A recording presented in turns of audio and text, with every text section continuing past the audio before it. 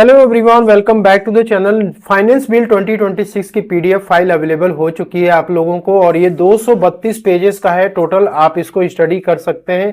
देखिए, कल के बजट में जो भी फाइनेंस मिनिस्टर ने अनाउंसमेंट किया था, बहुत सारे पॉइंट्स ऐसे होते हैं जो बजट में डिस्कस नहीं हो पाते हैं। और दोस्तों, कुछ पॉइंट यदि डिस्कस होता भी है तो पूरी डिटेल में जानकारी नहीं मिल पाती है। ऐसे कुछ पॉइंट्स है जिसमें कि बहुत सारे कंफ्यूजन लोगों के माइंड में अभी भी है, जिसको कि इस वीडियो में हम क्लियर करने वाले हैं। और कुछ पॉइंट ऐसे हैं जिसको कि गवर्नमेंट ने रिलैक्सेशन दिया हुआ है, लेकिन उसमें लेट फीस भर भर के इंट्रोड्यूस किया गया, तो उसको भी हम कवर करेंगे। सबसे पहली कंफ्यूजन है आईटीआर फाइलिंग की ड्यू डेट और लेट फीस को लेकर। देखिए, सेक्शन 139 और सेक्शन 263 को अमेंड किया गया है। फाइनेंस बिल 2026 में आप स्टडी करेंगे तो मिलेगा। पेज नंबर 42 और 43 पे आपको मिल जाएगा। क्लॉज नंबर 5 और क्लॉज नंबर 57 में चेंजेस आपको देखने को मिलेंगे। अब आईटीआर फाइलिंग की न्यू ड्यू डेट क्या है?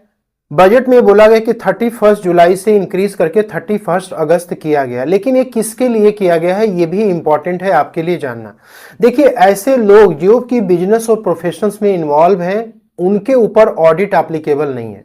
मतलब आपके बुक्स ऑफ अकाउंट्स की ऑडिट नहीं करानी है आपको और आप बिजनेस और प्रोफेशंस में इन्वॉल्व हैं, तो ऐसे केस में आईटीआर फाइलिंग की ड्यू डेट 31 अगस्त है। अब दोस्तों, यहाँ पे ऑडिट केस की यदि बात कर लें तो जो भी कंपनीज एलएलपी पार्टनरशिप फॉर्म है जिनके ऊपर की ऑडिट एप्लीकेबल है, इनकी due date as it is 31 October है, कोई चेंजेस नहीं है। Transfer pricing, mainly transfer pricing ऐसी कंपनीज के ऊपर एप्लीकेबल हो जाता है जो कि होल्डिंग या सब्सिडरी कंपनी के बीच में ट्रांजेक्शन होते हैं, या फिर कोई एसोसिएटेड इंटरप्राइजेज है, कंपनीज है जो इंटरनेशनल लेवल पे दोस्तों अपने गुड्स को ट्रांसफर करती हैं।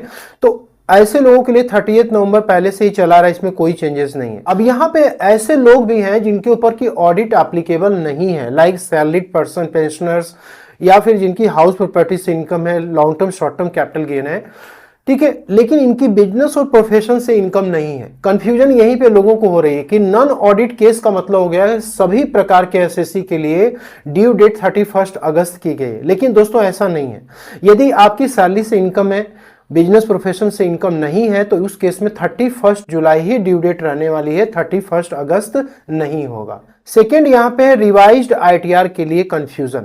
अब देखिए, रिवाइज्ड आईटीआर में गवर्नमेंट ने रिलैक्सेशन तो दिया है, नो डाउट, लेकिन ये लेट फीस के साथ दिया हुआ है और इस बजट में भर भर के लेट फीस पेनाल्टी डाली गई है, जिससे कि आप जो है अलर्ट हो जाएं, अपना काम जो है टाइम लिमिट के अंदर कंप्लीट करें। तो रिवाइज्ड रिटर्न की यदि बात करें तो अब दोस्तों क्या नॉर्मली 31 दिसंबर तक होती है आईटीआर को रिवाइज करने की डेट। तो यहाँ पे क्या होगा कि अब 31 मार्च कर दिया गया, यानी कि 3 महीने का आपको रिलैक्सेशन यहाँ पे मिल रहा है। अब देखिए, ये जितनी भी बातें मैं आपसे डिस्कस कर रहा हूं, ये फाइनेंशियल ईयर 26-27 के लिए एप्लीकेबल है। तो आपको ये नहीं सोचना है कि 1 फरवरी के यदि बजट आया है तो ये फाइनेंशियल ईयर 25 और 26 के लिए एप्लीकेबल है। तो सेक्शन 234I में लेट फीस का पेमेंट करना होगा। यहाँ पे एक, यदि आपकी इनकम 5 लाख या उसके नीचे है तो उसके इसमें 1000 की लेट फीस पे करनी होगी। अब 5 लाख के ऊपर क्रॉस करती है तो 5000 की लेट फीस पे करके तभी आप अपनी आईटीआर को रिवाइज कर सकेंगे।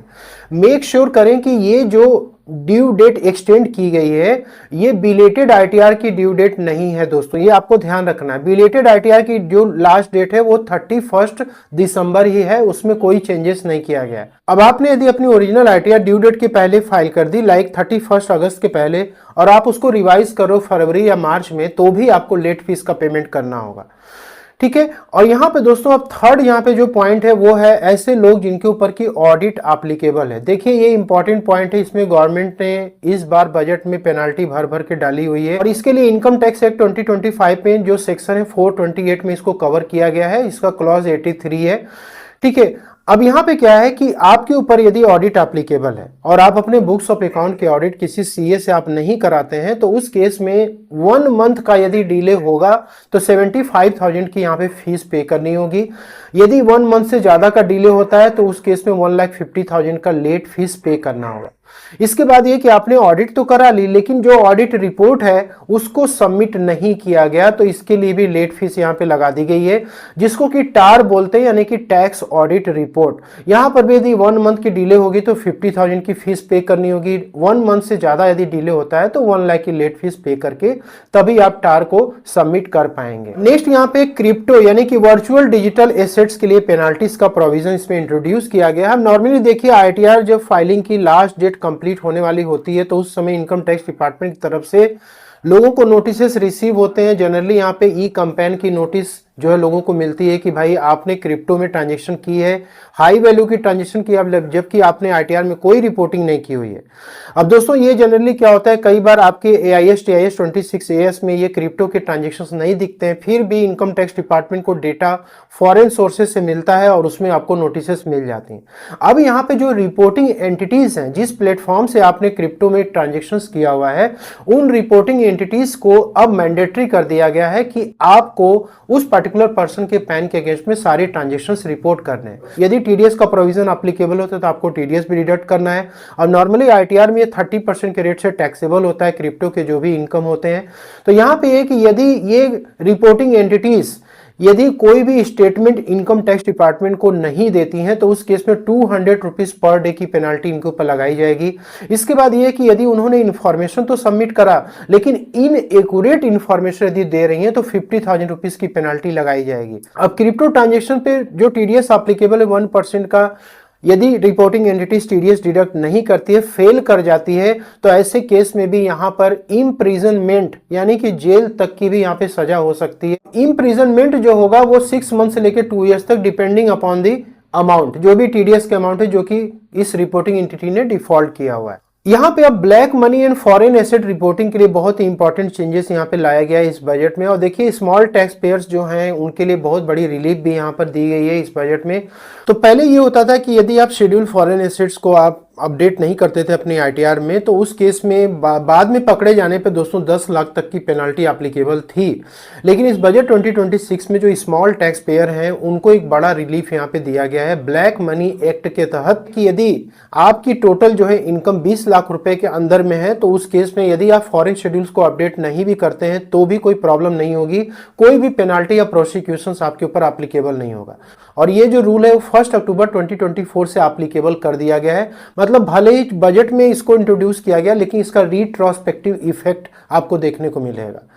तो यहाँ पे सिर्फ जो शेयर है या फॉरेन बैंक अकाउंट है जहां पर कि आपको इंटरेस्ट की इनकम, डिविडेंड की इनकम या फिर कोई कंपनी के शेयर्स को आपने सेल किया हुआ है उससे यदि आपको कुछ इनकम हो रखी है या फिर ईएसओपी में आपको कुछ ट्रांजैक्शंस आपने किया हुआ एम्प्लॉय स्टॉक ऑप्शन में तो उसकी बेनिफिट आपको इस 20 लाख के अंदर में मिलने वाली है।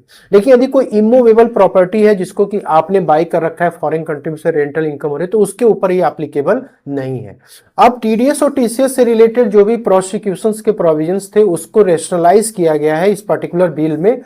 तो पहले कोई भी डिफॉल्ट टीडीएस और टीसीएस रिलेटेड होती थी तो उस केस में रिगोरस इंप्रिजनमेंट का प्रावधान था, मतलब कि जेल की सजा बहुत ही ज्यादा थी, लेकिन अब इसको कम करके सिंपल कर दिया गया। तो यहाँ पे ध्यान देना है कि जो भी टीडीएस और टीसीएस का डिफॉल्ट है सेक्शन 276B 276BB में, इसमें दोस्तों मेजर चेंजेस किए गए हैं।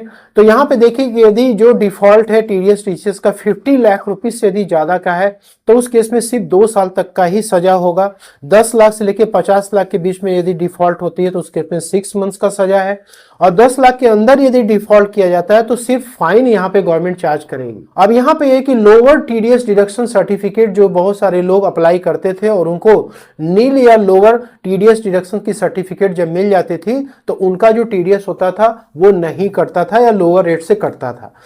अब इसको गवर्नमेंट ने इस बिल में डिजिटलाइज कर दिया गया है, मतलब कि ऑनलाइन ही ये सारा प्रोसेस अब हो जाएगा। आप अप्लाई करोगे, जो भी अथॉरिटी है अब वो क्या करेगा, इस सर्टिफिकेट को इशू करेगा, जिससे कि कोई भी मैनुअल इंटरवेंशन दोस्तों अब रहने वाली नहीं है। तो इस बात से ये चीज क्लियर हो गया कि आपको अपना काम समय से पहले कोई चीज छुपाना नहीं है, सब कुछ दोस्तों आईटीआर में डिक्लेयर करना है। Hope you like this video में दी गई जानकारी आपको पसंद आती है तो आप जो है वीडियो को लाइक और शेयर जरूर करें। चैनल पे यदि नए हैं तो आप इसको सब्सक्राइब जरूर करें। Thank you so much for watching this.